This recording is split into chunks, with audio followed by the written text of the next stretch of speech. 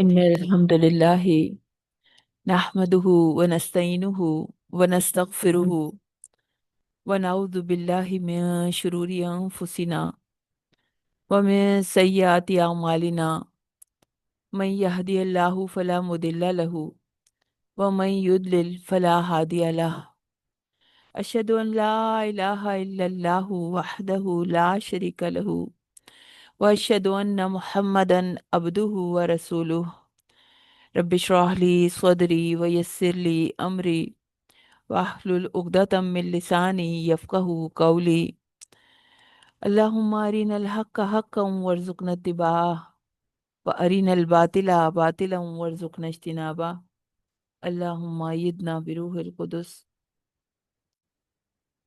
ہمارے بے حد کریم رب کا تحفہ ہے یہ قرآن عظیم، اور ہر ایک کے لیے اویلیبل ہے۔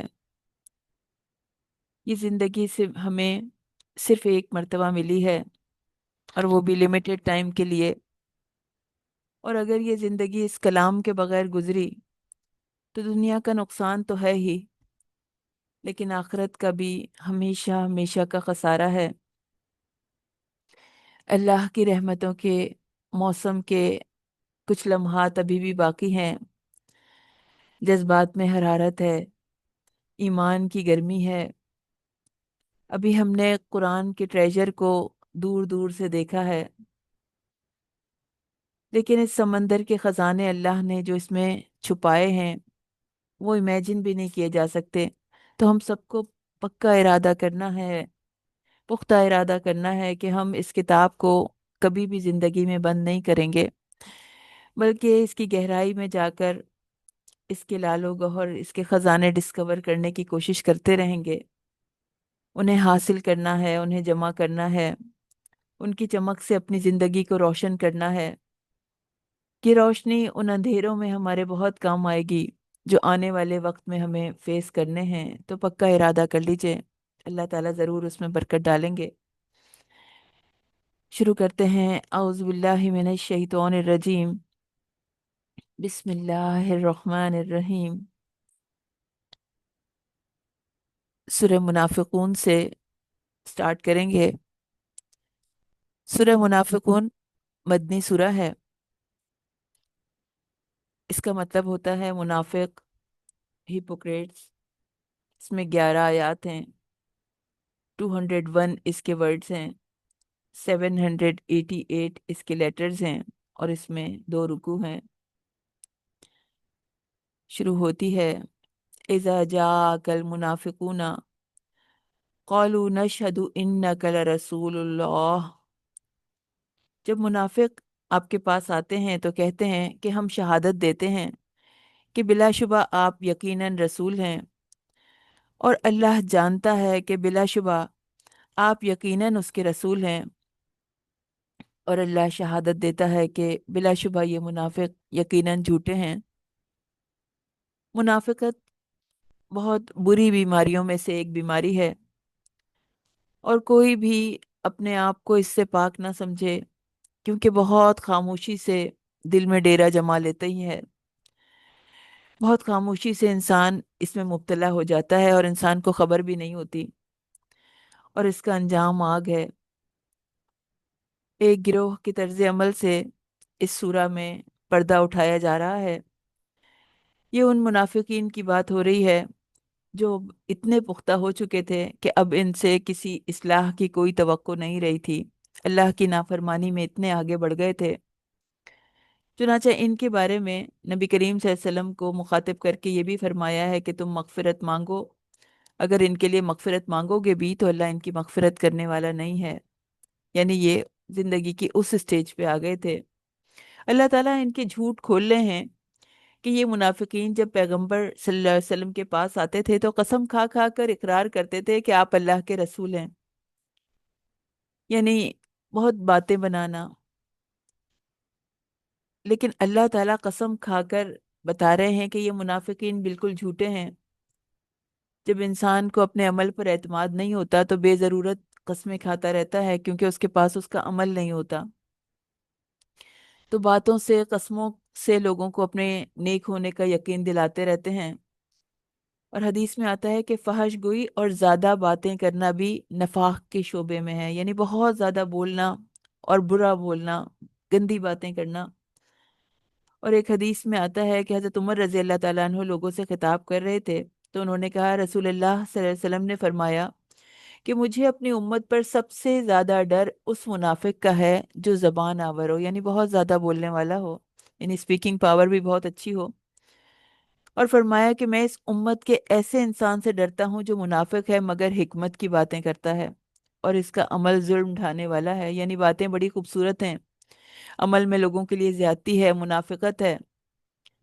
और अब्दुल्ला बिन उबई के बारे में आता है कि वो बहुत खूबसूरत था, इसके बात करने का अंदाज भी बड़ा मशहूर था, बड़ी बातें बनानी आती थी, मगर इसकी बातों ने इसको कोई फायदा ना दिया, उसकी मुनाफिकत की वजह से। तो अल्लाह ताला फरमा रहे हैं, या अय्युहल्लज़ीना आमनू, ए लोगो जो ईमान लाए हो, ला तुल्हिकुम अमवालुकुम, अपने मालों को हलाक ना करो, वला औलादिकुम, और ना ना अपनी औलाद की बात की जा रही है, और ना अपनी औलाद को, यानी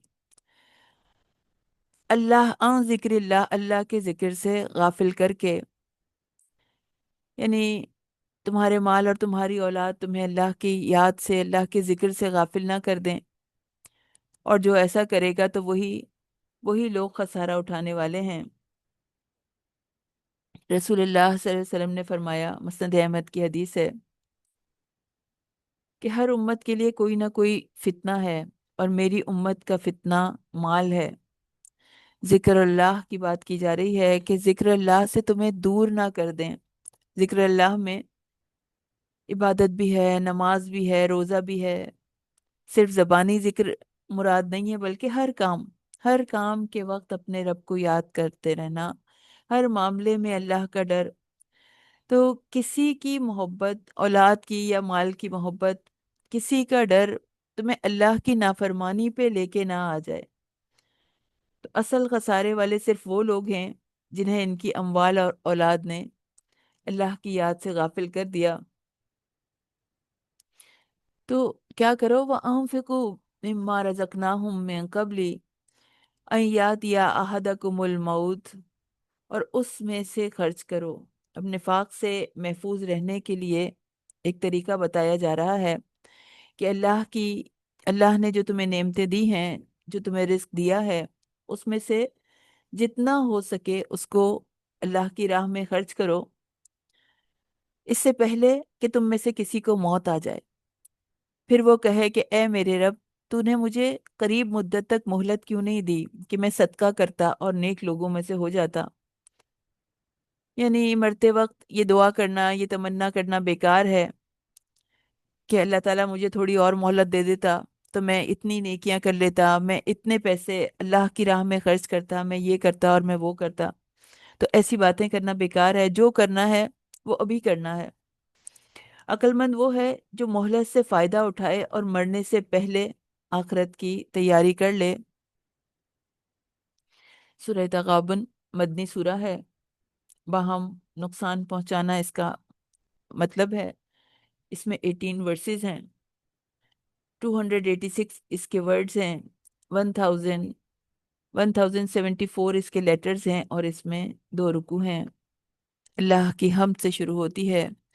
युसब्बिहु लिल्लाहि मा फिस समावाति व मा फिल अर्द, अल्लाह का पाक होना बयान करती है हर वो चीज़ जो आसमानों में है और जो ज़मीन में है, और उसी की बादशाही है और उसी की सब तारीफ है, और वो हर चीज़ पर पूरी कुदरत रखने वाला है। ये आयत अल्फाज के मामूली से रद्द बदल के साथ पिछली सूरतों में भी गुजर चुकी है। यहाँ पर इस हकीकत की तरफ इशारा किया जा रहा है कि आसमान और ज़मीन की हर चीज़ अल्लाह की तस्बीह करती है, दोहराती रहती है, अल्लाह का जिक्र करती है कि अल्लाह ताला हर ऐब से और हर कमी से पाक हैं, और इंसानों को ये दर्स दे रही है कि इस कायनात की बादशाही सिर्फ अल्लाह ही के लिए है, और वही हम्द और शुक्र के लायक है। اور وہ ہر چیز پر قادر بھی ہے، خواہ کتنا ہی بڑا کام کیوں نہ ہو۔ وہ کسی کی مدد کا محتاج نہیں ہے، اس کا کوئی شریک نہیں ہے۔ یوم یجمعکم لیوم الجمع، جس دن وہ تمہیں یوم الجمع کے لیے اکٹھا کرے گا، وہی ہار جیت کا دن ہے۔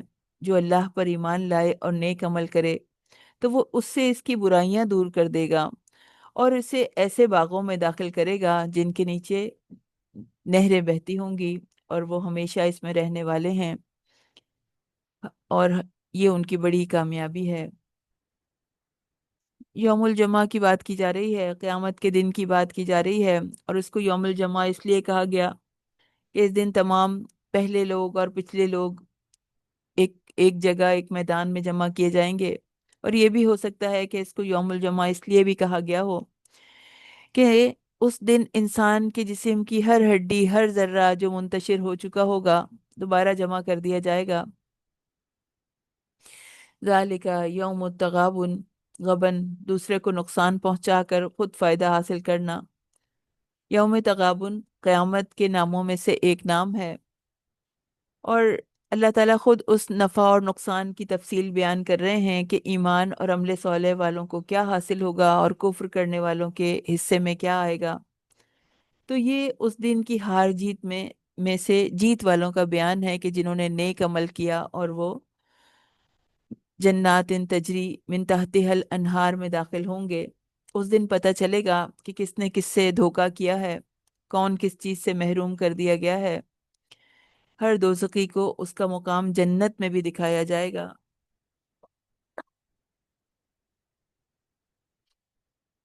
اور کمایا کسی نے اور لے کے کوئی اور چلا گیا۔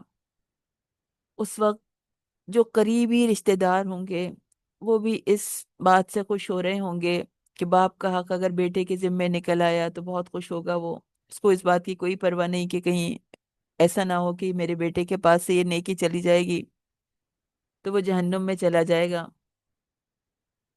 کیونکہ اس وقت شدت کی نفس نفسی کا عالم ہوگا، اور کوئی مصیبت نہیں پہنچتی مگر اللہ کے اذن سے۔ اور جو اللہ پر ایمان لے آئے وہ اس کے دل کو ہدایت دیتا ہے، اور اللہ ہر ہر چیز کو خوب جاننے والا ہے۔ تو جو بھی مصیبت پہنچتی ہے اللہ کے حکم سے اور اس کے طے شدہ فیصلے کے مطابق ہوتی ہے، تقدیر کے مطابق ہوتی ہے۔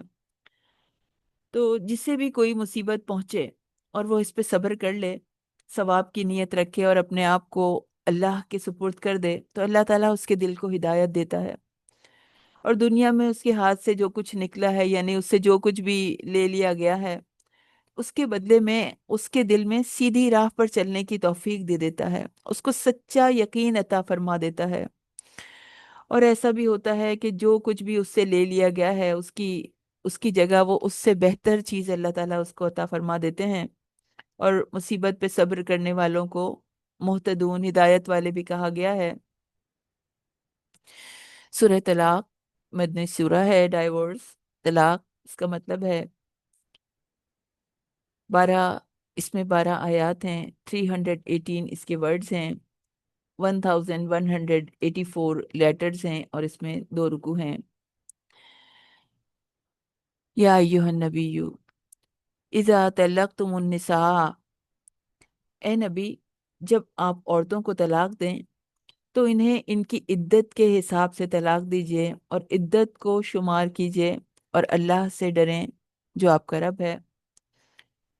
یعنی نبی کریم صلی اللہ علیہ وسلم سے کہلوایا جا رہا ہے، یا ایہا النبی، آپ اپنی امت کے پیشوا ہیں، آپ نے زندگی کے ہر پہلو کی تعلیم دی ہے ان کو، تو آپ ہی نے انہیں سمجھایا ہے، آپ ہی نے ان کو ان کے بندھن کہ کس طرح نکاح کیا جاتا ہے، نکاح کا طریقہ آپ نے سکھایا ہے، تو آپ انہیں یہ بھی سمجھا دیجئے کہ اگرچہ الگ ہونا، طلاق جو ہے وہ پسندیدہ نہیں ہے، حلال چیزوں میں سب سے ناپسندیدہ چیز ہے، لیکن یہ بھی بات ہے کہ کسی کی شادی اس طرح سے ہو گئی، کسی کی زندگی کو برباد کر دینا کھیل نہیں ہے۔ اگر زندگی میں ایسے حالات آ جائیں تو پھر ایسا کیا جا سکتا ہے۔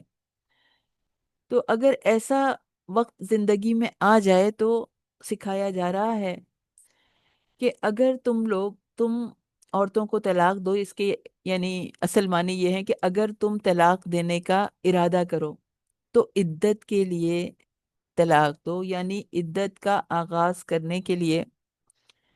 और मुत्तफ़िकुन अलैह हदीस है कि पीरियड्स में तलाक नहीं दी जा सकती, यानी हैज़ में पीरियड्स में तलाक नहीं दी जाएगी। वेट किया जाएगा कि इससे फारिग हो जाए। और देखिए, शौहर और बीवी को अल्लाह ताला ने एक दूसरे का लिबास बनाया है, लेकिन हालात इतने ख़राब हो गए, लिबास तंग हो गया, निबाह की कोई सूरत नहीं निकल रही। हर कोशिश करके देख ली मगर कोई कोशिश कारगर नहीं हो रही है, जिंदगी तंग हो गई है।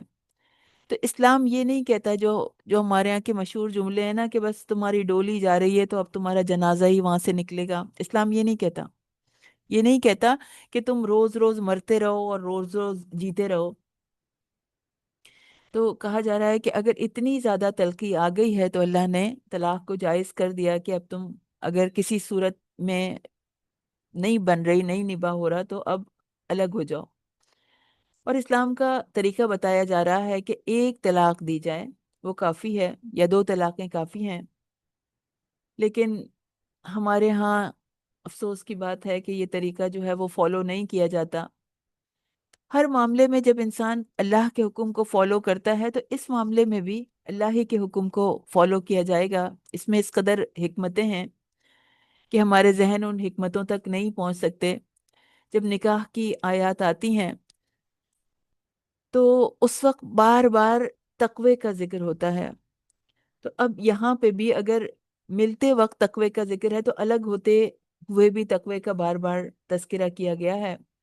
और अल्लाह ताला ने तलाक के लिए ये वक्त इसलिए मुकर्रर किया है कि जहां तक हो सके यानी मियाँ बीवी का ताल्लुक कायम रहे। और अगर कभी आदमी को गुस्सा आ जाए तो फौरन तलाक ना दे, बल्कि उस वक्त का इंतजार करे जिसका अल्लाह ताला ने हुक्म दिया है। और अगर औरत प्रेग्नेंट होगी तो उसकी इद्दत जो है वो डिलीवरी तक होगी। तो अब अगर इस ताल्लुक में, मियाँ बीवी के ताल्लुक में दरारें आ भी गई हैं तो तकवे के साथ अल्लाह से डर डर कर इस इस बंधन से अलहदा हुआ जाएगा। और कहा जा रहा है कि औरत के लिए हुक्म यह है कि एक तलाक हो गई तो अब जमाना इद्दत वो शौहर के घर गुजारेगी। और इसमें हरगिज भी उसकी अना आड़े ना आए, अल्लाह के हुक्म पर अमल करते हुए उसे कोई शर्मिंदगी ना हो।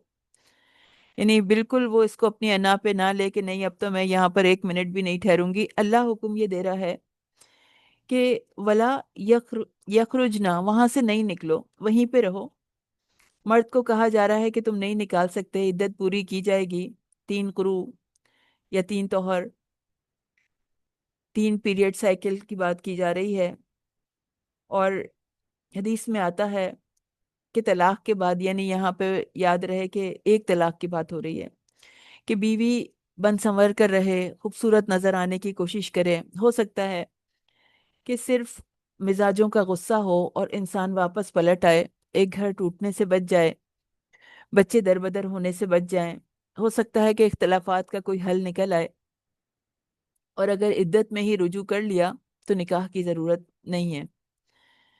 रुजू नहीं किया तो वही तलाक तलाक बाइन बन जाएगी। अब दोनों मियाँ बीवी अलग हो सकते हैं। अगर इद्दत गुजर भी गई तो दोबारा हो सकता है कि 1 साल बाद, 2 साल बाद, 5 साल बाद दोबारा ये ख्याल आए कि दोबारा निकाह कर लिया जाए। तो और अगर नहीं करना तो तब भी औरत अपनी मर्जी से किसी दूसरी जगह शादी कर सकती है, यानी एक तलाक काफी है। लेकिन ये जो 3 तलाकों का, यानी हमारे यहाँ बहुत ज्यादा कसरत से सुनने में आता है, ये बिदअत है। इस वक्त अपनी नई जनरेशन को एजुकेट करने की जरूरत है। और हलाला जो है वो प्लान नहीं हो सकता। प्लान हलाला जो है वो जिना है, इल्ला ये कि खुद ब खुद ऐसी सूरत हाल बन जाए। तो इस्लाम जो है वो एजुकेट करता है, इंसान के लिए राहें खोलता है तंगी से निकालता है। तो तलाक की इद्दत 3 कुरू है, और अगर पीरियड्स स्टार्ट नहीं हुए हैं या ख़त्म हो चुके हैं तो फिर इसकी मुद्दत 3 मंथ होगी।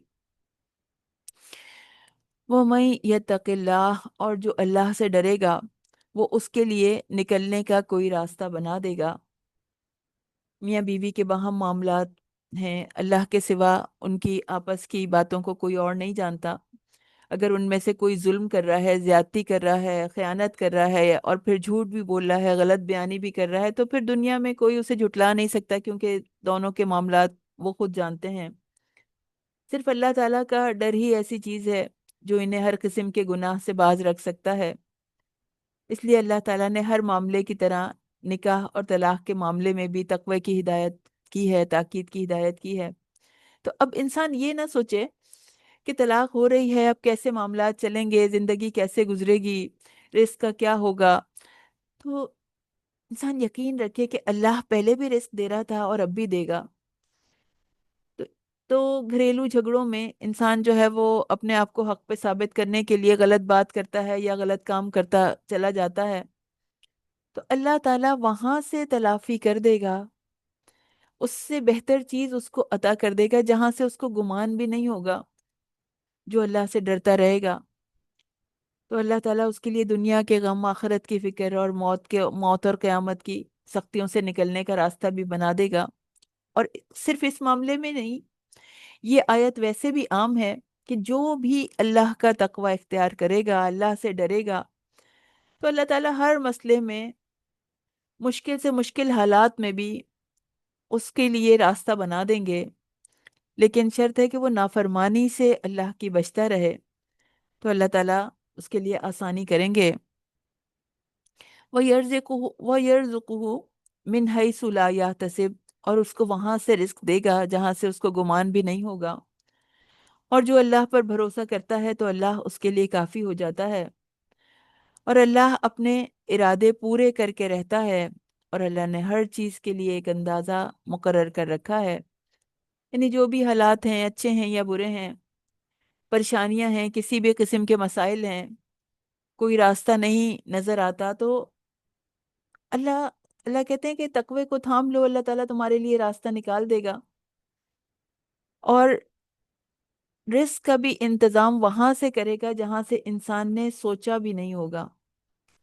अल्लाह के पास हर चीज के खजाने हैं, वो अपने लश्करों से ईमान वालों की मदद करता है। इंसान कभी भी मायूस ना हो, जो रिस्क इंसान की किस्मत में लिखा है वो मिल के रहेगा। रिस्क इंसान को ऐसे ढूंढता है जैसे उसकी मौत उसको ढूंढती है। तो इंसान बस अल्लाह के ऊपर भरोसा रखे, हालात बदल जाएंगे।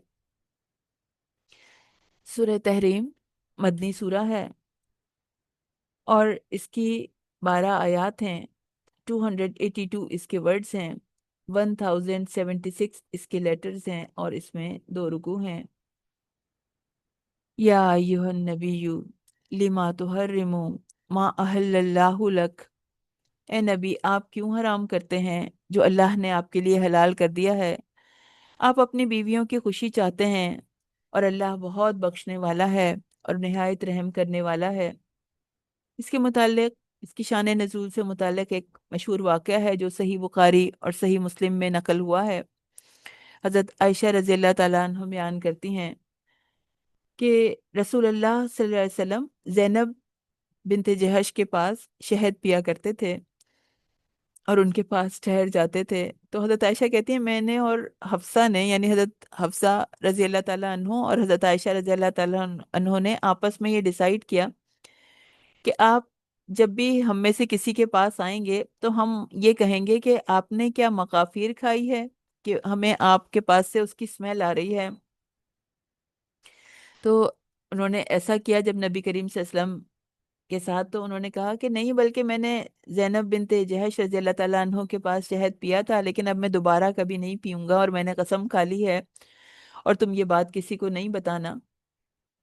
तो नबी करीम सल्लल्लाहु अलैहि वसल्लम ने अपनी अज़वाज को खुश करने के लिए किसी चीज को अपने ऊपर हराम कर लिया, गालिबन वो शहद की बात हो रही है।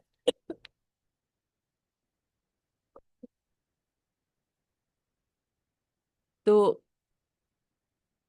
ये कसम खा ली नबी करीम सल्लल्लाहु अलैहि वसल्लम ने। तो اللہ تعالیٰ کہہ رہے ہیں بیویوں کو خوش کرنا اچھا جذبہ ہے، مگر حلال کو حرام وہ نبی بھی نہیں کر سکتا۔ اعتدال سے نہیں بڑھنا چاہیے۔ اور ازواج کو بھی یاد دلایا جا رہا ہے کہ جب اللہ کے رسول سے معاملہ ہوگا تو شوہر والی حیثیت کو پیچھے رکھا جائے گا۔ تو آپ کو دو باتوں کا حکم دیا گیا کہ آپ نے جو قسم کھائی ہے اسے توڑ دیجئے اور اپنی قسم کا کفارہ دیجئے۔ اور قسم کا کفارہ ہے 10 مسکین کو کھانا کھلانا، یا 10 مسکین کو یعنی یا تو ایک غلام آزاد کرنا اگر وہ اویلیبل نہیں ہے تو 10 مسکین کو کھانا کھلایا جائے، یا 10 مسکین کو کپڑے پہنائے جائیں، یا 3 دن کے روزے رکھے جائیں۔ تو اللہ تعالیٰ بتا رہے ہیں کہ حلال حرام نہیں ہو سکتا، حرام حلال نہیں ہو سکتا۔ اور نبی کریم صلی اللہ علیہ وسلم بہت حکمت کے ساتھ جو ہیں وہ اپنے گھر کے معاملات سیٹل کیا کرتے تھے، نرمی کے انداز سے سیٹل کیا کرتے تھے۔ مقصد شرمندہ کرنا نہیں، اصلاح کرنا ہے، اور پھر اپنی بیویوں پہ ٹرسٹ بھی بہت کیا کرتے تھے، اور کوئی کوئی ایسی بات نہیں، کوئی چیخو پکار نہیں، کوئی لڑائی جھگڑے نہیں، بلکہ محبت سے معاملے کو سیٹل کرتے تھے۔ تو مومنوں کا بھی یہی طریقہ ہونا چاہیے۔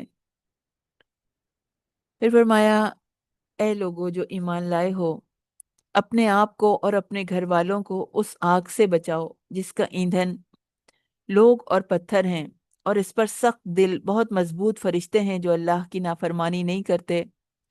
جب وہ انہیں حکم دے اور تو وہ کرتے ہیں جو وہ حکم دیے جاتے ہیں۔ تمام ایمان والوں کو اس کا حکم دیا جا رہا ہے۔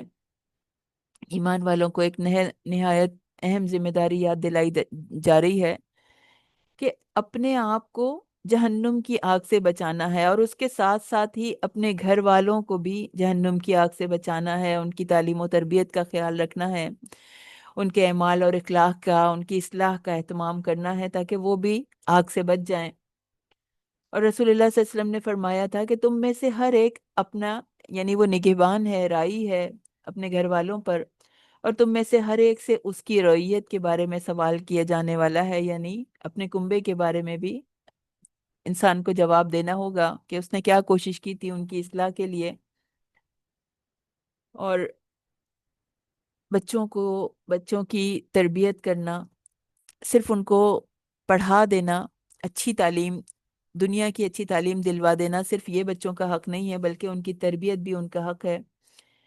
قیامت کے دن اللہ تعالی ہم سے ان کی تربیت کے بارے میں سوال کریں گے، تو انسان جو ہے وہ کوشش کرے کہ ہم خود نمونہ بن جائیں، ہم جو ہیں وہ اپنے اخلاق سے، اپنے کیریکٹر سے خود انہیں بتانے کی کوشش کریں، ان کی خواہشات کو ضرور پورا کریں، مگر اصل ذمہ داری ان کی تربیت کی ہے۔ یا ایھا الذین آمنو، اے لوگو جو ایمان لائے ہو، توبو اللہ، توبہ کرو، خالص توبہ۔ تمہارا رب قریب ہے کہ تم سے تمہاری برائیاں دور کر دے اور تمہیں ایسے باغوں میں داخل کر دے جن کے نیچے نہریں بہتی ہیں۔ تو اس آیت میں جہنم سے بچنے کا طریقہ بتایا جا رہا ہے کہ اے ایمان والو، اللہ کی طرف پلٹ آؤ، خالص پلٹنا، توبۃ النصوح۔ یعنی اگر زندگی میں کوئی ایسا گناہ، کوئی ایسی نافرمانی ہے جس کی وجہ سے انسان اللہ سے دور ہو گیا ہے، تو توبہ کر لو، واپس پلٹ آؤ اللہ کی طرف۔ توبۃ النصوح کی پہلی شرط یہ ہے کہ انسان اللہ کے خوف کی وجہ سے اپنے گناہ پر بہت نادم ہو، دوسری یہ کہ گناہ کو فوراً چھوڑ دے، تیسری یہ کہ آئندہ گناہ نہ کرنے کا پکا عہد کرے گناہ پہ کہ اب گناہ پہ نہیں قائم رہے گا، اور چوتھی یہ کہ اگر اس کا تعلق بندوں کے حقوق سے ہے تو جہاں تک ممکن ہو اسے ادا کر دے، اور یا پھر اس پہ معافی مانگ لے۔ تو توبہ کرنے والے کو جنتوں میں داخلے کی خوشخبری دی جا رہی ہے۔ اس دن کی رسوائی سے دنیا میں یعنی مومن لوگ، انبیاء، صالحین سب پناہ مانگتے ہیں۔ حشر کے میدان میں جب ایمان والوں اور منافقین کے درمیان دیوار حائل کر دی جائے گی تو منافقین کے پاس اندھیرے رہ جائیں گے، وہ اندھیروں میں کھڑے رہ جائیں گے۔ تو ایمان والے بھی خوف رکھتے ہوں گے کہ ان کے نور بھی کہیں بجھ نہ جائیں، تو وہ بھی اللہ تعالیٰ سے اپنے نور کو پورا کرنے کی دعا کریں گے۔ ربنا اتمم لنا نورنا، اے ہمارے رب، ہمارے نور ہمارے لیے مکمل کر دیجئے۔ वगफिर लना, और हमें बख्श दीजिए। इन्नका अला कुल्ली शैइन कदीर, और बेशक अल्लाह आप हर चीज पर कादिर हैं। तो बड़ी खूबसूरत दुआ है, हम इसको अपनी दुआओं में शामिल कर लें। दुनिया में भी दुआएं करने वाले होंगे, और जब वो वहां पहुंचेंगे वहां पे भी दुआ करेंगे, अल्लाह के सामने ये कहेंगे कि हमारे नूर की तकमील हो जाए, हमसे छिने ना, क्योंकि क़यामत के अंधेरों में सबसे कीमती चीज वो नूर होगा। और नूर सबको अपने अमाल के मुताबिक दिया जाएगा, दुनिया में जितने भी एफर्ट्स किए उन्होंने। तो नूर को हासिल करने के लिए, देखिए ये कुरान भी नूर है, हम इससे अटैच हैं, हम इसको समझने की कोशिश कर रहे हैं। तो अल्लाह करे कि हमारे पास भी ये नूर जमा हो रहा हो, हमारे दिलों में भी नूर जमा हो रहा हो, और जितना भी इंसान जमा कर सके, इसको जितना समझने की कोशिश करता है, इसका फहम हासिल करने की कोशिश करता है, इसको हिफ्स करने की कोशिश करता है, जितना इन आयात पर अमल करता है, सूरह कहफ समझ के पढ़ने वाले को भी जमीन से आसमान तक नूर दिया जाएगा, दुनिया में भी मिलेगा, कयामत तक के लिए प्रिजर्व कर दिया जाएगा। फिर नेकियों का नूर होगा। अल्लाह नूर उस समावाती वल अर्द, उस रब को अपना नूर, अपना रब बना लेंगे, उसने उसके फर्माबरदार बन जाएंगे, तो तब भी इंसान के साथ नूर होगा। फिर वुजू करने वाले को नूर दिया जाता है, वुजू वाले एज़ा जो हैं वो नूर से चमकते हैं। जो आपस में ईमान की वजह से मोहब्बत करते हैं एक दूसरे से, जो मोमिन, तो वो भी नूर के मिंबरों पर होंगे, सच्चाई का नूर उन्हें हासिल होगा। नमाजों के बारे में आता है कि वो नूर हैं और बुरहान हैं। किसी को पहाड़ों के बराबर नूर दिया जाएगा, किसी को पाँव के अंगूठे पे जलता बुझता नूर दिया जाएगा। तो इट्स डिपेंड ऑन इंसान के अमाल, उसके अमाल पे डिपेंड करता है। तो ईमान वाले दुनिया में भी दुआएं करते रहते हैं। फिर चार औरतों की मिसाल दी जा रही है। अल्लाह ताला ने दो काफिर औरतों की मिसाल दी, उन लोगों के लिए जिन्होंने कुफ्र किया। नूह अलैहिस्सलाम की बीवी और लूत अलैहिस्सलाम की बीवी, इमराता नूह व इमराता लूत अलैहिस्सलाम। और वो बीवियां, हजरत नूह अलैहिस्सलाम की बीवी और हजरत लूत अलैहिस्सलाम की बीवी, दो नेक बंदों के निकाह में थीं, फिर भी उन्होंने खयानत की।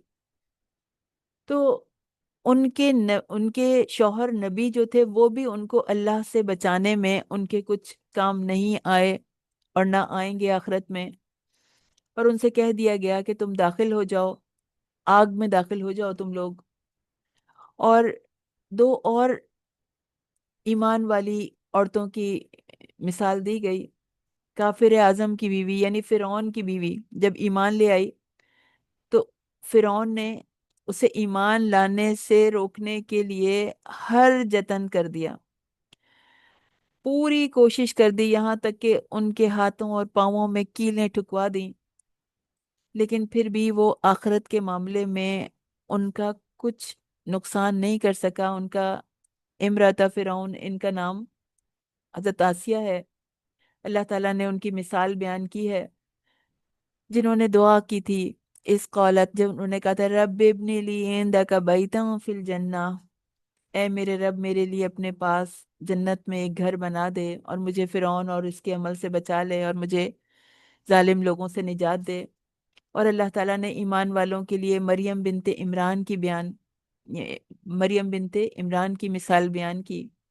तो दोनों खवातीन आला दर्जे की ईमान वाली थी। कुरान मजीद में मरियम बिनते इमरान का नाम, हजरत मरियम का नाम कई मुकाम पर आया है। और ये वाहिद खातून है जिनका अल्लाह ताला ने कुरान मजीद में नाम लिया है, यानी और किसी खातून का नाम नहीं आया है। इस तरह से पुकारा तो गया है मगर नाम नहीं लिया गया है, हजरत मरियम का नाम आया है।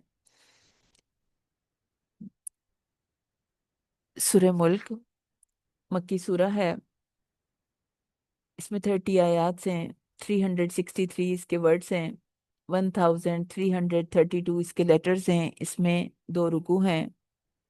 मुल्क बादशाहत, नबी करीम सल्लल्लाहु अलैहि वसल्लम का ये मामूल था कि आप सोने से पहले सूरह मुल्क पढ़ा करते थे, और सूरह अलिफ लाम मीम सजदा ये भी पढ़ा करते थे, इसकी तिलावत किया करते थे। और अहादीस में मजबून आता है कि जो पाबंदी के साथ सूरह मुल्क पढ़ेगा, رات کو سونے سے پہلے، تو یہ اسے عذاب قبر سے بچانے میں انشاءاللہ مددگار ہوگی، انسان کے لیے سفارش کرنے والی ہوگی۔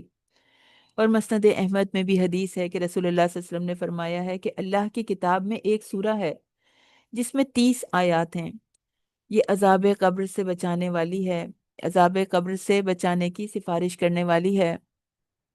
شروع ہوتی ہے تبارک الذی بیدہ الملک، بہت بابرکت ہے، بہت برکت والا ہے وہ ذات، کہ وہ جس تمام بادشاہی صرف اسی کے ہاتھ میں ہے اور وہ ہر چیز پر پوری طرح قادر ہے۔ تبارک الذی، تبارک باب تفاعل سے ہے، اس لیے بہت برکت والا ترجمہ ہوا۔ تو دنیا میں کوئی بادشاہ ہے یا محکوم ہے، کسی کے ہاتھ میں بھی کچھ نہیں ہے، اس کی اپنی دولت بھی اس کے ہاتھ میں نہیں ہے، اس کے مال و دولت، اس کے فقر، اس کی صحت، اس کی عزت، اس کی فتح شکست اس کے ہاتھ میں نہیں ہے، جوانی اس کے ہاتھ میں نہیں ہے کہ وہ اسے روک لے، بڑھاپا اس کے ہاتھ میں نہیں ہے کہ وہ اس کو آنے نہ دے، اپنے نفع اور نقصان اس کے ہاتھ میں نہیں ہے، موت اور زندگی اس کے ہاتھ میں نہیں ہے، غرض کچھ بھی ہاتھ میں نہیں ہے، سب کچھ اللہ تعالیٰ کے ہاتھ میں ہے، مالک الملک کے ہاتھ میں ہے۔ تو صرف اور صرف بادشاہی اللہ ہی کے ہاتھ میں ہے، دوسرا کوئی بادشاہ ہے بھی تو وہ نام کا بادشاہ ہے، حقیقت میں تو اللہ تعالیٰ ہی بادشاہ ہیں۔ فرمایا الذی خلق الموت والحیات، اور بے شک وہ ہے، وہ جس نے موت اور زندگی کو پیدا کیا، موت اور حیات کو پیدا کیا۔ اللہ تعالیٰ نے اپنی پیدا کی ہوئی چند چیزوں کا تذکرہ فرمایا ہے جو مخلوق کی طاقت سے باہر ہیں، جن پر کسی کا بس نہیں چلتا۔ تو اپنی قدرتوں میں سے پہلی چیز موت اور حیات ذکر فرمائی، اور اس کو دینے کا مقصد کیا فرمایا؟ تاکہ تمہیں آزمائے، لیبلوکم ایکم احسن عملا، کہ تم میں سے کون عمل میں زیادہ اچھا ہے، اور وہی سب پر غالب ہے، بے حد بخشنے والا ہے۔ تو یہ زندگی اور موت دونوں امتحان کے لیے پیدا کی گئی ہیں کہ انسانوں میں سے اچھے عمل کون کرتا ہے۔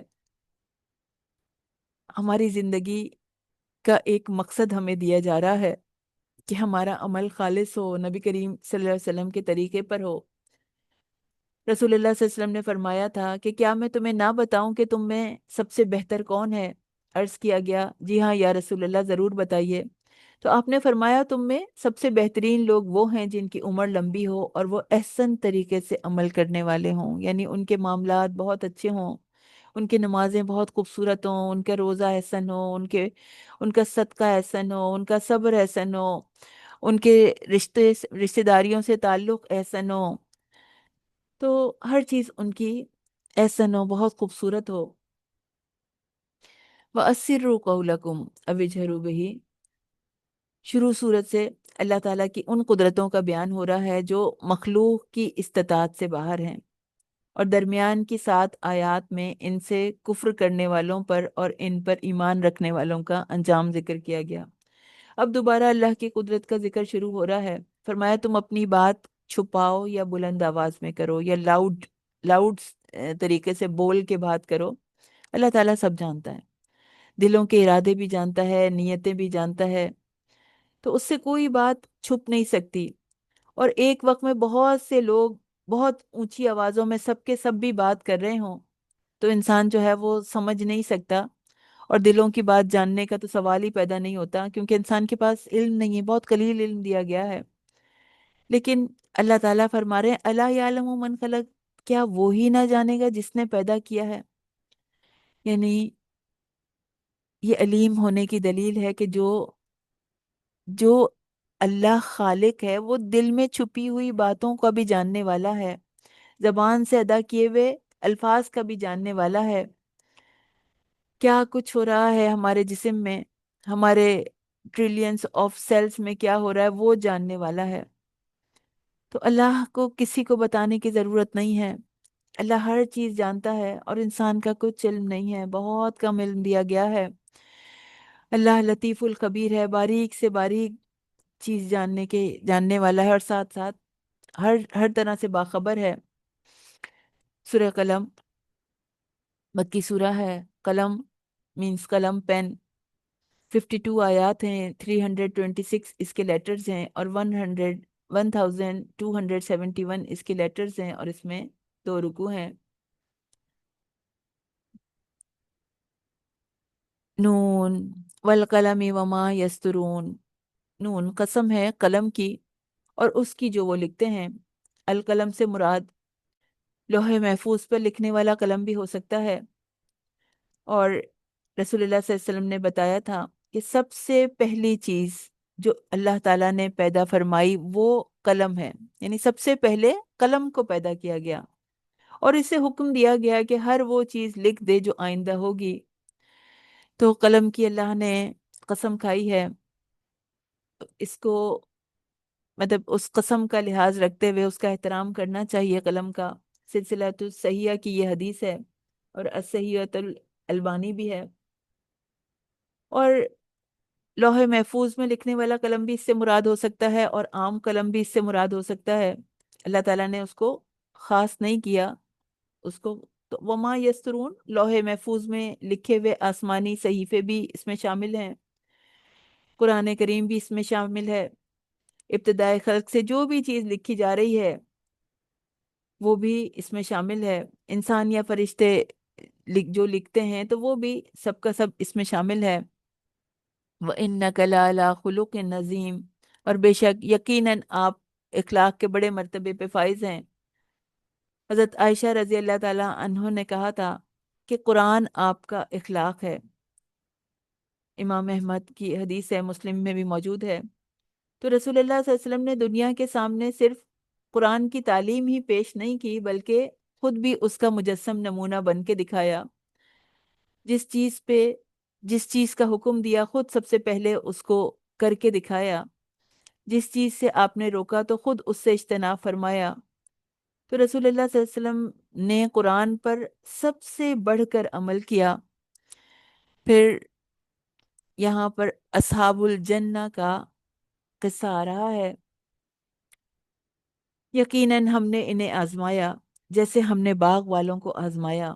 जब उन्होंने कसम खाई कि सुबह होते ही इसका फल जरूर तोड़ लेंगे।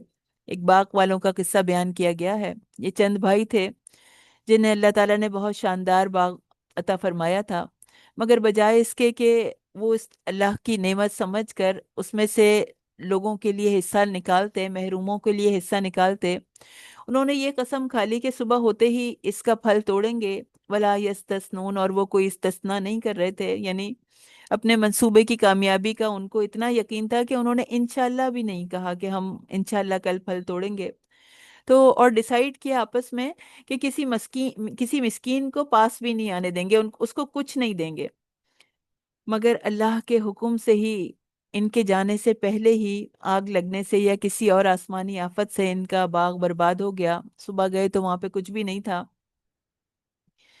तो बताया जा रहा है कि अल्लाह ताला इंसान को नेमतें देता है। अल्लाह की मदद, सबसे पहले तो हर काम में अल्लाह की मदद मांगी जाए, हर काम में इंशाअल्लाह कहा जाए। अल्लाह ताला ने जो भी नेमतें अता की हैं उनमें से हर नेमत का मालिक अल्लाह ताला है, और इंसान अल्लाह की मदद के बगैर उनसे फायदा नहीं उठा सकता। और जो बंदों को महरूम करने का इरादा करता है अल्लाह ताला उसको महरूम कर देता है। तो हमारी कोई भी पसंदीदा चीजें हों, खाने हों, फल हों, या कोई ऐसी चीजें हों कि जिन्हें हम बहुत संभाल संभाल कर रखते हैं, देते नहीं हैं, और वो चीजें जाया हो जाती हैं, तो सदका देने से आफतें दूर हो जाती हैं। अब्दुल्ला बिन उमर रजी अल्लाह ताला अन्हों ने कहा था कि रसूलुल्लाह सल्लल्लाहु अलैहि वसल्लम ने फरमाया, जिसका मफहूम यह है कि बेशक अल्लाह के पास लोगों के लिए नेमतें हैं, वो इन्हें इनके पास उस वक्त तक बाकी रखता है जब तक वो मुसलमानों की हाजात पूरी करने में लगे रहते हैं और उनसे तंग नहीं होते। और जब वो उनसे तंग होने लगते हैं तो अल्लाह ताला उन्हें उन नेमतों को दूसरे लोगों की तरफ मुंतकिल कर देता है। यानी जो दूसरों को देने से तंग होने लगते हैं तो अल्लाह ताला वो नेमतें भी उनसे वापस ले लेता है। तो हमें भी अल्लाह की नेमतें जो हमें मिली हैं वो दूसरों से शेयर करनी है, दूसरों की मदद करनी है, लोगों के काम आना है, अगर हम चाहते हैं कि हमारी वो नेमतें बरकरार रहें। सूरह हाक्का मक्की सूरह है। 52 اس کی آیات ہیں، 284 اس کے ورڈز ہیں، 1117 اس کے لیٹرز ہیں، اور اس میں 2 رکوع ہیں۔ الحاقہ، حق ہونے والی، الحاقہ سچ مچ حق ہونے والی، ملحاقہ وہ سچ مچ حق ہونے والی کیا چیز ہے، اور تم کو کیا معلوم کہ سچ مچ حق ہونے والی کیا ہے؟ بھلا تو ان میں سے کسی کو بھی باقی دیکھتا ہے؟ مراد قیامت ہے۔ الحاقہ قیامت کا نام ہے، کیونکہ وہ ہو کر رہے گی، وہ حق ہے اور ہو کر رہے گی، اس لیے اس کا یعنی الواقعہ بھی اسی لیے اس کا نام تھا کہ وہ واقعہ ہو کر رہنے والی ہے۔ الحاقہ بھی اس کا نام ہے قیامت کا، کہ وہ حق ہو کے رہنے والی ہے، آ کے رہے گی۔ قیامت کی عظمت اور ہولناکی بیان کر رہے ہیں اللہ تعالیٰ، کہ یہ اتنی عظیم الشان ہے کہ تمہاری سمجھ میں نہیں آ سکتی، اور نہ کوئی اور ایسا ہے کہ جو یہ تمہیں معلوم کروا سکے کہ یہ ہے کیا۔ اور کیا تو ان کا کوئی بھی باقی رہنے والا دیکھتا ہے؟ سب کے سب جو آئے تھے دنیا میں چلے گئے، مٹا دیے گئے، چن چن کے مٹا دیے گئے، ایک بھی نہیں بچا۔ قیامت کا انکار چاہے وہ زبانی ہو، صرف زبانی انکار ہو، یا پھر زبان سے تو اقرار ہو مگر عمل سے انکار ہو، تو گناہوں پہ انسان اصرار کرتا ہے جب وہ قیامت کا انکار کرتا ہے اپنے عمل سے یا اپنی زبان سے، تو نافرمانیاں عام ہو جاتی ہیں۔ انسان کو پتا ہوتا ہے کہ سود حرام ہے، میوزک حرام ہے، جھوٹ گناہ کبیرہ ہے، قطع رحمی جو ہے وہ اللہ کے عذاب کو دعوت دیتی ہے، پھر بھی اللہ کو فیس کرنے کا یقین نہیں ہے، اس بات کا یقین نہیں ہے کہ مجھے اپنے ان اعمال کے بارے میں اللہ کو جواب دینا ہے، تو دل دہلتے نہیں ہیں، رنگ پھک نہیں ہوتا، ڈرتے نہیں ہیں گناہوں پر۔ انسان دلیر ہو جاتا ہے جب قیامت کا انکار کرتا ہے، جب اپنے فائدوں کا پجاری بن جاتا ہے، تو سوچتا ہے کہ کسی کو نیکی دینے کے لیے ہم کیوں تکلیفیں اٹھائیں، لیکن قیامت آنے والی ہے، ہمیں ہر چیز کا جواب دینا ہے۔ فَإِذَا نُفِخَ فِي الصُّورِ، تو جب سور میں پھونک مار دی جائے گی، اللہ تعالیٰ کے لیے قیامت برپا کر دینا کوئی مشکل کام نہیں ہے، بس اللہ تعالیٰ کے حکم سے حضرت اسرافیل جو ہے وہ سور میں پھونک ماریں گے، اور اللہ کے حکم سے قیامت کی ہلچل برپا ہو جائے گی، زمین اور پہاڑ پٹک کر پاش پاش کر دیے جائیں گے۔ ترمیزی میں حدیث ہے کہ سور جو ہے وہ سینگ کی شکل کی کوئی چیز ہے جس میں قیامت کے روز پھونکا جائے گا، اور اس میں دنیا کے تمام لوگ ایک ہولناک آواز سے گھبرا اٹھیں گے، پوری کائنات کا نظام درہم برہم ہو جائے گا، اور وہ انسان اس کو اپنی آنکھوں سے اس کو تباہ ہوتا ہوا دیکھ رہے ہوں گے۔ وانشقت السماء، اور آسمان پھٹ جائے گا، بس وہ اس دن کمزور ہوگا۔ دنیا میں آسمان میں کوئی نقص نہیں تھا، کوئی شگاف تلاش نہیں کیا جا سکتا تھا، لیکن اب وہ پھٹ جائے گا، ٹکڑے ٹکڑے ہو جائے گا، روئی کے گالوں کی طرح، دھوئیں کی طرح اڑتا پھرے گا، اور آسمان کے پھٹ جانے کے بعد فرشتے اس کے کناروں پر ہوں گے، اور تیرے رب کا عرش اس دن 8 فرشتے اپنے اوپر اٹھائے ہوئے ہوں گے۔ فرشتے اس دن اللہ کے جلال سے لرز رہے ہوں گے، اور حاملین عرش، عرش کو اٹھانے والے فرشتے جو کہ جن کی تعداد 8 ہے، 8، تو وہ اللہ تعالیٰ کے عرش کو اٹھائے ہوئے کھڑے ہوں گے۔ وہ اس قدر مضبوط، اس قدر قوت والے وہ فرشتے ہیں، 8 فرشتے تھامے ہوئے ہوں گے اللہ کے عرش کو، اور اس دن تم پیش کیے جاؤ گے، اور تمہاری کوئی بھی چیز چھپی نہیں رہے گی۔ اناؤنسمنٹ ڈے ہے، اللہ تعالیٰ ہر چیز کا اعلان کریں گے۔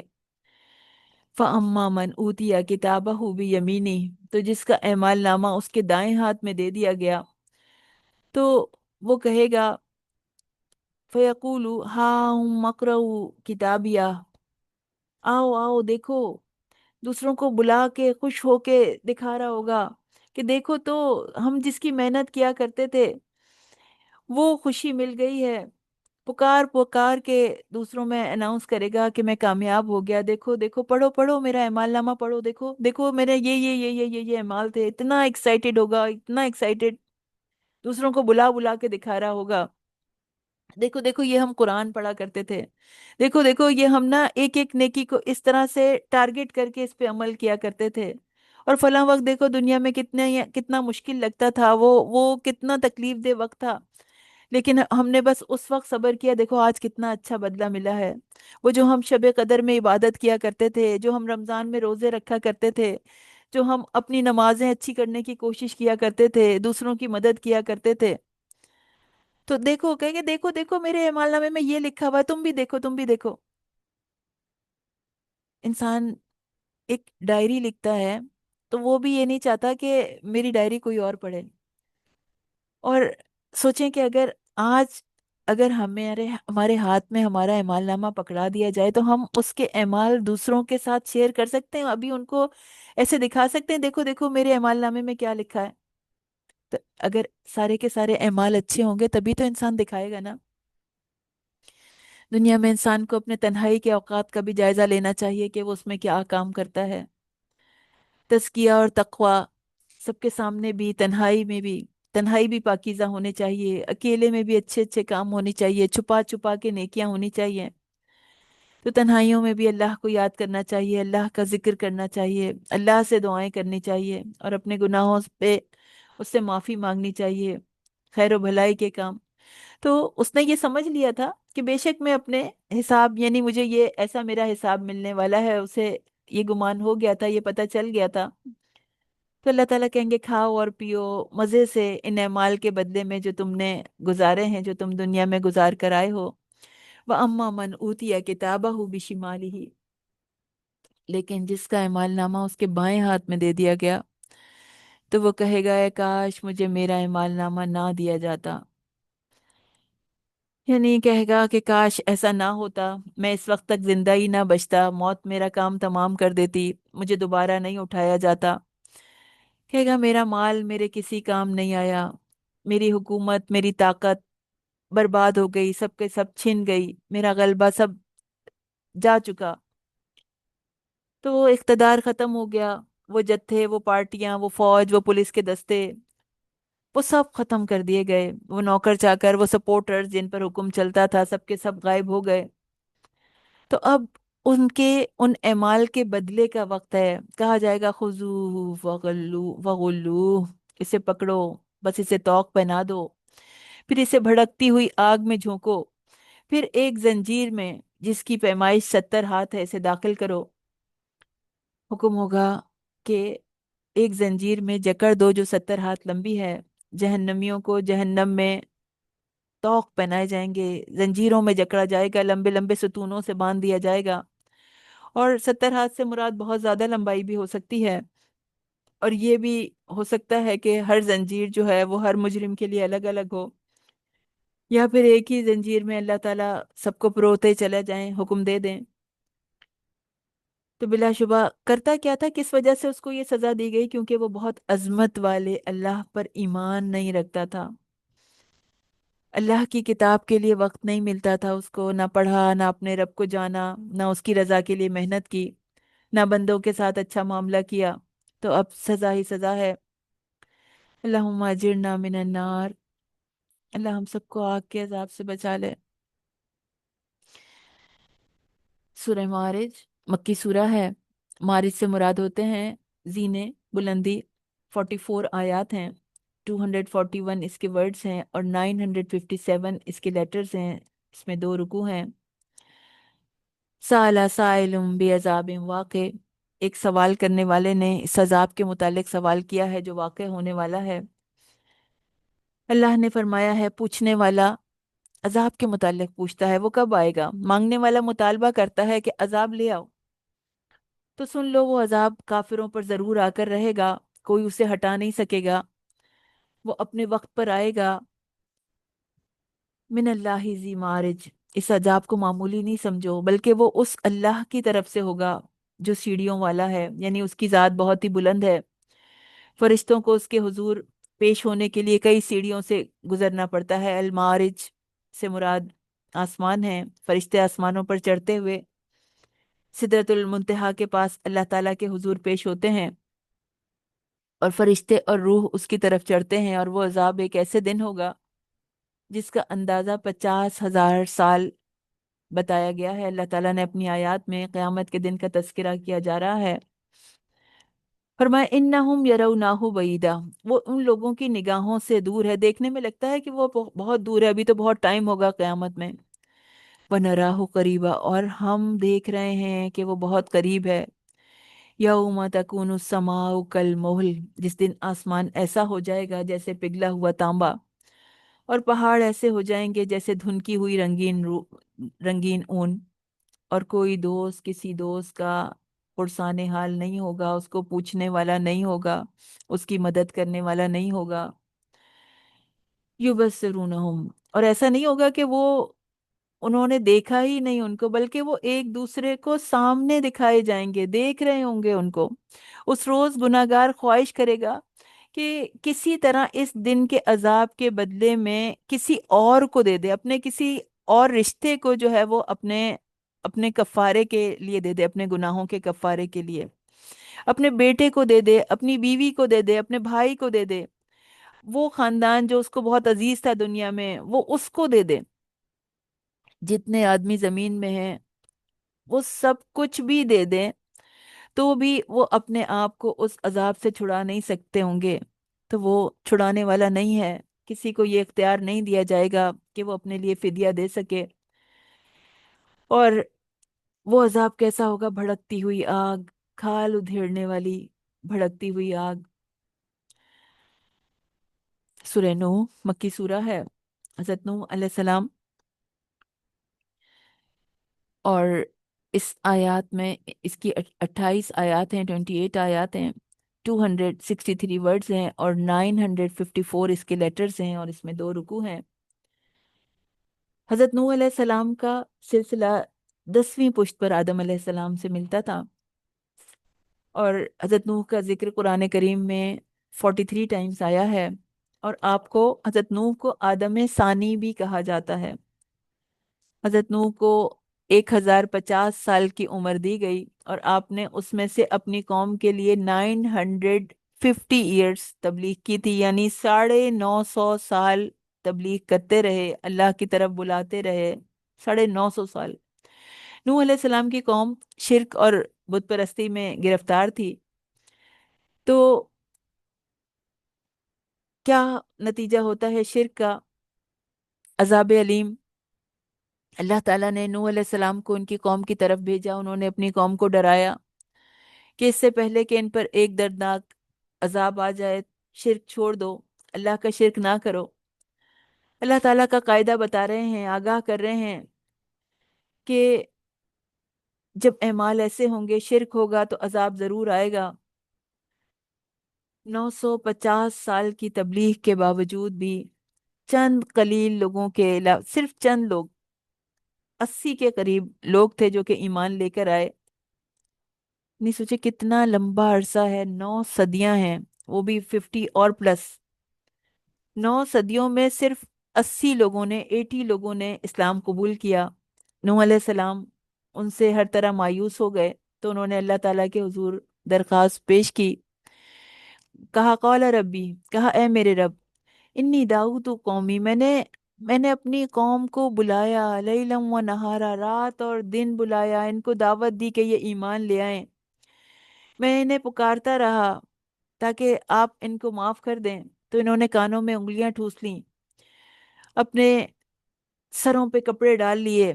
यानी क्या मतलब सरों पे कपड़े डालने से, कि मतलब सुनना नहीं चाहते, अपनी बात पे अड़ के रह गए।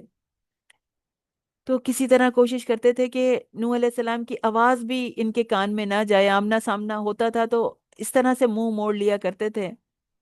इंसल्टिंग अंदाज है ना। तो उन्होंने अपनी तबलीग की पूरी कोशिश की, मगर ये किसी तरह मान के नहीं दिए। फिर हजरत नूह अलैहिस्सलाम ने उनको कुछ इस्तगफार के फायदे बताए कि मैंने इनसे कहा कि अपने रब से माफी मांग लो, यकीनन वो हमेशा से बहुत माफ करने वाला है, उस पर ईमान ले आओ, अपने रब से बख्शिश मांगो। और काना के साथ आया है, दवाम इसमें शामिल हो गया इस्तमरार के लिए, कि वो हमेशा से बख्शने वाला है, हमेशा से माफ करने वाला है, ये उसकी सिफ्त है। तो तुम इस्तगफार करोगे, तुम उसके आगे माफी मांगोगे, तुम तौबा करोगे, तो वो तुम पर बरसती हुई बारिश उतारेगा। युरसिलुस समाउ अलैकुम मिदरारा, تو صرف تمہاری دنیا ہی کی ترقی نہیں ہوگی بلکہ تمہاری آخرت بھی ساتھ ساتھ درست ہوگی، اور تمہاری دنیا بھی اللہ تعالیٰ اپڈیٹ کر دے گا، تمہیں بہت بے شمار نعمتیں عطا فرمائے گا، تم پہ بارشیں برسائے گا، زرخیزی آئے گی تمہارے پاس، تمہارے کھیت لہلہائیں گے، قسم قسم کے مالوں سے تمہاری مدد کرے گا، بیٹوں کے ساتھ تمہاری مدد کرے گا، تمہیں باغات اور نہریں عطا فرمائے گا، تمہارے مالوں میں بھی اضافہ ہوگا۔ پتہ چلا کہ بارش کی ضرورت ہو یا مال اور اولاد میں سے کوئی ضرورت ہو، کسی بھی نعمت کی ضرورت ہو، تو کثرت سے استغفار کرنا چاہیے۔ اس میں حضرت حسن بصری کی بھی ایک مجلس میں ان کا تذکرہ آتا ہے کہ ان کی مجلس میں ایک شخص نے ان سے خشک سالی کی شکایت کی، تو انہوں نے کہا کہ اللہ سے استغفار کرو۔ دوسرے نے تنگ دستی کی شکایت کی، تو انہوں نے یہی جواب دیا کہ استغفار کرو۔ تیسرے نے کہا میرے ہاں اولاد نہیں ہوتی، اور چوتھے نے کہا کہ میری زمین کی پیداوار کم ہو رہی ہے، تو وہ ہر ایک کو یہی جواب دیتے رہے کہ استغفار کرو۔ تو لوگوں نے کہا یہ کیا معاملہ ہے، آپ بس ساری شکایتوں کے کا ایک ہی علاج بتا رہے ہیں۔ تو انہوں نے جواب میں سورہ نوح علیہ السلام کی یہ آیات جو ہیں وہ سنا دی کہ استغفار جو ہے وہ انسان سے تکالیف کو ہٹا دیتا ہے، مسائل کو ہٹا دیتا ہے، پریشانیاں ہٹا دیتا ہے۔ سورہ جن مکی سورہ ہے، 28 آیات ہیں، 321 اس کے ورڈز ہیں، 1096 لیٹرز ہیں، اور 2 رکوع ہیں۔ قل کہہ دیجئے، اوحی الیہ، میری طرف وحی کی گئی ہے کہ بے شک جنوں کی ایک جماعت نے کان لگا کر سنا، تو انہوں نے کہا کہ بلا شبہ ہم نے ایک عجیب قرآن سنا ہے۔ اس واقعے کا پہلے بھی تذکرہ آ چکا ہے۔ تو اس آیت سے پتہ چل رہا ہے کہ جنوں کا قرآن سن کر ایمان لانے کے بارے میں پتہ چل رہا ہے، اور آپ صلی اللہ علیہ وسلم کو اس بارے میں پتہ نہیں تھا، وحی کے ذریعے سے آپ کو بتایا گیا۔ مسلم میں حدیث آتی ہے کہ ابن عباس رضی اللہ تعالیٰ عنہ نے فرمایا تھا کہ رسول اللہ صلی اللہ علیہ وسلم نے نہ جنوں کے سامنے قرآن پڑھا تھا، نہ انہیں دیکھا تھا اس واقعے میں، بلکہ آپ اس وقت وادی نخلا میں تھے، اور انہوں نے اس موقع پر قرآن سنا تھا۔ تو کہہ رہے ہیں یہ جنوں کی طرف سے بتایا جا رہا ہے کہ جب انہوں نے قرآن سنا تو انہیں کیا احساس ہوا کہ جو سیدھی راہ کی طرف لے کے جاتا ہے تو ہم اس پر ایمان لے آئے، اور اب ہم اپنے رب کے ساتھ کسی کو بھی شریک نہیں کرتے۔ یہ بھی پتہ چلا کہ جنوں میں مشرک جن تھے، تو انہوں نے قرآن سننے کے بعد شرک چھوڑ دیا، انہوں نے قرآن کی تلاوت سنی تو کہا کہ کیا خوبصورت کلام ہے جو ہدایت کی طرف رہنمائی کر رہا ہے، اور فوراً اس پر ایمان لے آئے اور شرک سے برات کا اعلان کر دیا۔ اس کے بعد کئی دفعہ آپ صلی اللہ علیہ وسلم کی جنوں سے ملاقات ہوئی تھی، اور آپ نے انہیں قرآن پڑھ کے سنایا تھا۔ پھر یہ بھی پتہ چلتا ہے کہ جن وہ زبانیں جانتے ہیں جو انسانوں میں بولی جاتی ہیں، کیونکہ انہوں نے قرآن کو عجیب قرار دیا اور فوراً اس پر ایمان لے آئے۔ تو کہتے ہیں اور بے شک ہم نے آسمان کو ہاتھ لگایا تو ہم نے اسے اس حال میں پایا کہ وہ سخت پہرے اور چمکدار شعلوں سے بھر دیا گیا تھا۔ اللہ تعالیٰ نے ستاروں کو آسمان کی زینت بھی بنایا ہے، اور شیاطین سے حفاظت کا ذریعہ بھی بنایا ہے۔ جو آسمان کے قریب جا کے فرشتوں کی باتیں سننے کی کوشش کرتے تھے یہ جن، تو ان کو ہٹانے کے لیے ہر طرف سے ان پر شہابوں کی بارش ہوتی ہے۔ حضرت عائشہ فرماتی ہیں کہ رسول اللہ صلی اللہ علیہ وسلم نے فرمایا تھا کہ فرشتے بادل میں اترتے ہیں اور اس بات کا ذکر کرتے ہیں جس کا آسمان میں فیصلہ کیا گیا ہوتا ہے، تو شیطان چوری سے وہ باتیں سننے کی کوشش کرتے ہیں اور اسے سن لیتے ہیں، پھر یہ باتیں کاہنوں کو چپکے سے پہنچاتے ہیں، اور وہ کاہن جو ہوتے ہیں وہ ان میں اپنے پاس سے 100 جھوٹ بھی ملا دیتے ہیں۔ نبی کریم صلی اللہ علیہ وسلم کی بعثت سے پہلے، قرآن کے اترنے سے پہلے بھی عالم بالا کی حفاظت کا انتظام تو تھا، مگر پھر بھی جن کوئی نہ کوئی بات سن لیتے تھے، فضا میں کچھ ان کی چھپ کے بیٹھنے کی ان کو کوئی نہ کوئی جگہ مل جاتی تھی۔ لیکن جب قرآن اترا، جب نبی کریم صلی اللہ علیہ وسلم کو بعثت ملی، تو اس وقت سخت پہرے بٹھا دیے گئے اور مسلسل شہابوں کی بارش ہوتی تھی، کوئی سن نہیں سکتا تھا۔ قل کہہ دیجئے کہ یقیناً میں، یعنی مجھے اللہ سے کوئی بھی کبھی پناہ نہیں دے گا، اور میں اس کے سوا کبھی پناہ کی کوئی جگہ نہیں پاؤں گا۔ تو آپ انہیں کہہ دیجئے کہ اگر میں اللہ کے ساتھ کسی اور کو پکاروں یا کسی اور کی نافرمانی کروں تو اللہ کی گرفت سے مجھے کوئی نہیں بچا سکے گا، نہ مجھے اللہ کی پناہ کے علاوہ کوئی جائے پناہ مل پائے گی۔ تو کوئی گناہگار اللہ کی سزا سے بھاگ نہیں سکتا، اس سے چھپنے کی کوئی جگہ نہیں ہے، اور اللہ کی گرفت سے کوئی بھی فرار نہیں ہو سکتا، اس کی پناہ بہت مضبوط ہے، اور اس کے در کے علاوہ کہیں پناہ نہیں ہے۔ تو ہم بھی اللہ تعالیٰ سے دعا کریں کہ اے ہمارے رب، ہمیں اپنی مضبوط پناہ میں لے لے۔ وہ تیرا در ہو میرا سر ہو، میرا دل ہو تیرا گھر ہو۔ اے رب العالمین، ہمارے ایمان کی حفاظت فرمائیے، ہماری نیکیوں کی حفاظت فرمائیے، ہمارے دلوں کی حفاظت فرمائیے کہ آپ کے علاوہ کسی کے آگے نہ جھکیں۔ اے اللہ، ہمارے گھروں کی حفاظت فرمائیے، ہمارے خاندانوں کی حفاظت فرمائیے، ہمارے بچوں کی حفاظت فرمائیے، ہمارے ماں باپ کی، بہن بھائیوں کی، ان کے خاندانوں کی حفاظت فرمائیے۔ یا اللہ، آپ کی طرف سے عطا کردہ امن، سلامتی بہت بڑی نعمت ہے۔ یا اللہ، ہمیں سلامتی عطا فرمائیے، ہمارے شہروں کو کی سلامتی عطا فرمائیے، ہمارے ملکوں کی سلامتی عطا فرمائیے۔ اے اللہ، مسلمانوں کو اپنی حفاظت میں لے لیجئے، اپنی پناہ میں لے لیجئے، آپ کی پناہ بہت مضبوط ہے۔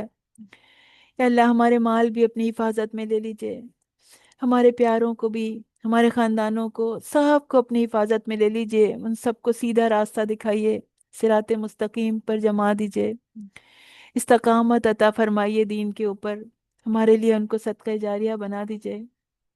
سبحانک اللہم و بحمدک، نشہد ان لا الہ الا انت، نستغفرک و نتوب الیک۔ سبحان ربک رب العزت عما یصفون، وسلام علی المرسلین، والحمد للہ رب العالمین۔ السلام علیکم ورحمۃ اللہ وبرکاتہ۔